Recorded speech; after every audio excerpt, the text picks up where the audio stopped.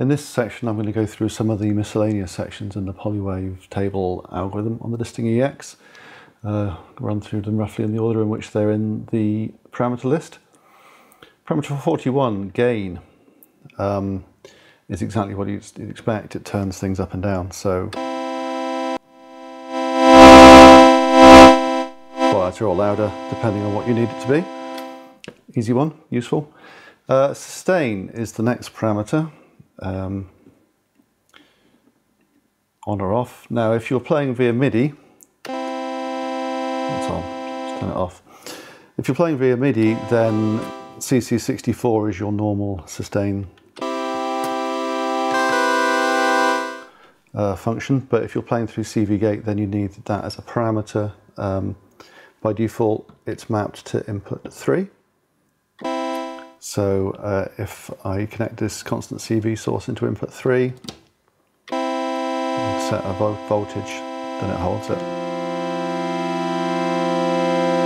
So that's how you get sustain when you're playing through CV Gate. Bend range is the next one. By default it's 2. Again, this applies to Midi and CV Gate, so 2 semitones, say 12 semitones. If you want pitch bend through CV Gate, then you need to map that to an input. So well, let's do that in the tool here. Pitch bend input, we'll set that to input 1. And then we'll put our CV into input 1. And then that's a bit slightly high range. Let's put that back to the default 2.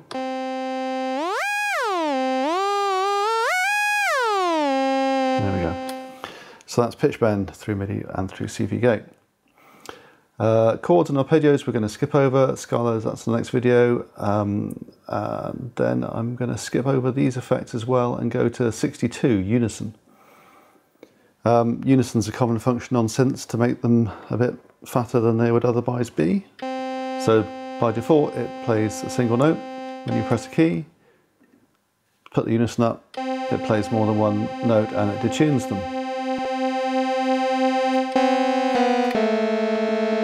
Not by that much, ideally. Unison goes all the way to 8.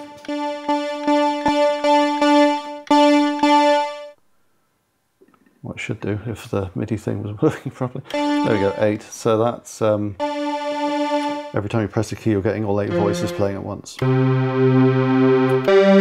If you like that kind of thing, maybe 4 is more reasonable, you can still play chords.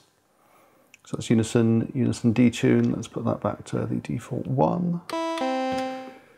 Output spread and output mode are the next parameters we're going to talk about. You'll notice that I've got the disting patched up with stereo output straight into the mixer here, although everything so far you've heard has been mono. We can spread the voices out in the stereo field in a number of ways. So the first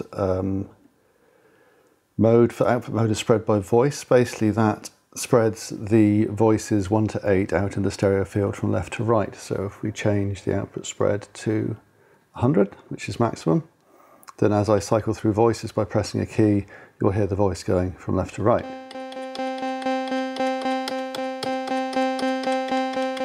Like so. So far so simple.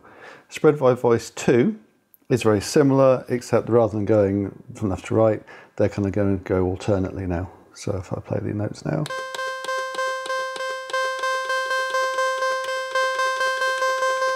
So it's just a slightly different way of spreading things out. It means your chords can be nice and stereo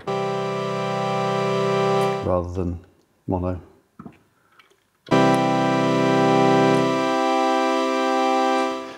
Which is nice for stereo.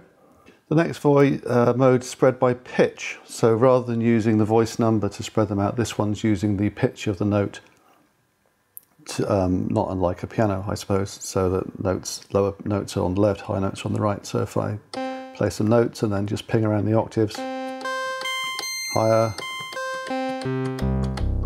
lower. So that's fairly straightforward. And then output mode per voice.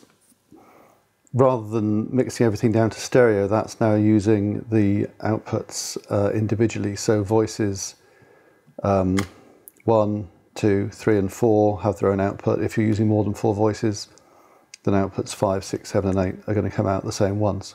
So if you limit yourself to 4 voices, then you've got an output per voice if you want to do more clever processing or panning or mixing or whatever after the fact. So I've only got things plugged into 1 and 2 here, so obviously you're not going to hear the ones that are coming out of 3 and 4. So it's 2, 3, 4, 1, 2.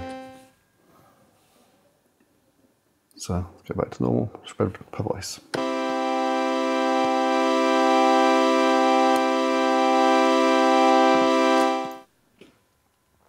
Input mode we already covered, that's how many CV gate inputs you want. You can put that down to 0 if you don't want to use any CV gate inputs, you want to drive it by Midi and have the maximum number of CV inputs available for other things. Sustain mode has 2 options, synth and piano. So basically the difference is in synth mode, if I sustain a chord and then try and play the same notes again, it doesn't re-trigger them. In piano mode, then it's like holding down the sustain pedal on the piano, in that if you trigger the same notes, it does re-trigger them. So that's sustain mode. Midi velocity curve, different curves for how the Midi velocity is mapped to the volume of the note. Wave input is the one that maps by default to that being the CV input for the wave, covered that earlier. Pitch bend input we've done. Up here, max voices. So max voices basically limits the number of voices that the synth will use. And you might wonder, why would you limit that? But you might, for example, if you were using wave spread, so let's put this into a table that changes loads, and then we'll change wave spread to the maximum, and then our voices are changing. So if we have 8 voices, then it takes 8 voices to go back to the default if you change it to a lower number. It gives you a slightly different and more frequent repeats. So if you were playing, so let's say we're playing something on the Rene here. So that's with 5 voices. If I change that to 8,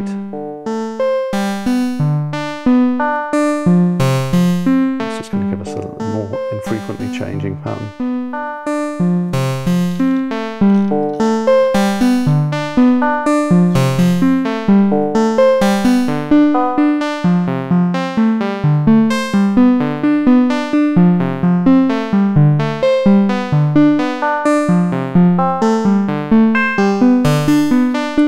Like so.